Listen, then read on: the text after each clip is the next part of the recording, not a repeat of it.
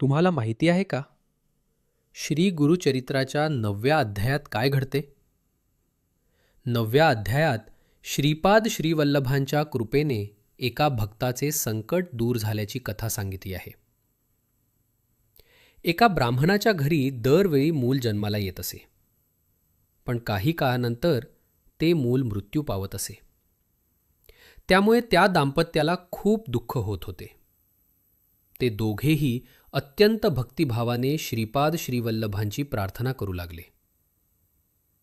त्यांच्या भक्तीने प्रसन्न होऊन श्रीपाद श्रीवल्लभांनी त्यांना आशीर्वाद दिला आणि सांगितले की त्यांच्या कृपेने पुढे जन्माला येणारे मूल दीर्घायुषी होईल.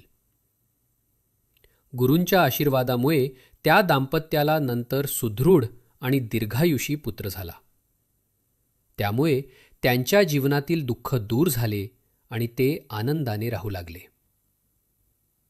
या कथेतून असा संदेश मिळतो की गुरूंवर श्रद्धा आणि भक्ती ठेवली तर त्यांच्या कृपेने मोठी संकटे सुद्धा दूर होतात. पुढच्या भागात आपण श्री गुरुचरित्राचा 10वा अध्याय ऐकूया.